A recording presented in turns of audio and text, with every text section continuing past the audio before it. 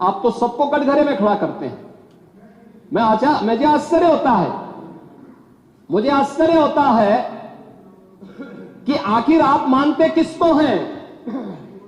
आप मानते किसको हैं? मुझे एक बात बताओ कि भारत के संविधान के अनुरूप माननीय उच्चतम न्यायालय, एक तरफ आपने सर्वे के बारे में माननीय उच्चतम न्यायालय की बात का स्वागत किया और माननीय उच्चतम न्यायालय ही एक बात को कहता है, बार बार भारत के माननीय उच्चतम न्यायालय ने समान नागरिक कानून की बात देश के अंदर लागू करने की कही है। और भारत अकेला देश है जिसमें बहुसंख्यक समाज अपने लिए विशेष अधिकार की मांग नहीं करता है, बल्कि एक समान नागरिक कानून की मांग कर रहा है। और अगर एक माननीय न्यायाधीश ने, इलाहाबाद उच्च न्यायालय के एक माननीय न्यायाधीश ने उस समान नागरिक कानून की वकालत की, तो आप उनके खिलाफ महाभियोग का नोटिस राज्यसभा में दे दिए। या आपके दोहरे चरित्र को नहीं दिखा दो तो क्या है ये?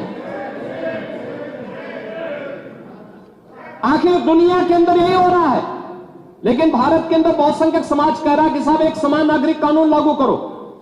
लेकिन अगर वही माननीय न्यायाधीश एक सामाजिक सांस्कृतिक संगठन के कार्यक्रम के दौरान इस बात को कहते हैं कि दुनिया के अंदर यह है, अगर भारत के अंदर इसको मांग करने की वकालत हो रही है तो बुरा नहीं। और माननीय उच्चतम न्यायालय बार बार इसके बारे में सरकार को कह चुकी है, लेकिन आप लोग उसमें एक तरफ उच्चतम न्यायालय के द्वारा सर्वे पर रोक लगाने का स्वागत कर रहे हैं,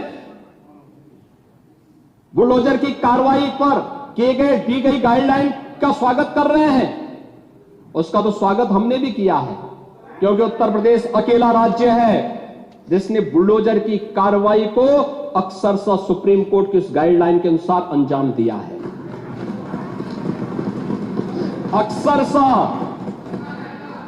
और इसीलिए मैं कह रहा हूं कि यही स्थिति है कि माननीय न्यायाधीश इलाहाबाद उच्च न्यायालय ने अगर वक्तव्य दिया समान नागरिक कानून के बारे में, तो समाजवादी पार्टी, कांग्रेस, इन सब के लोगों ने राज्यसभा में उनके खिलाफ एक महाअभियोग की नोटिस ही दे करके आप सच को मुंह जबरदस्ती बंद करना चाहते हैं।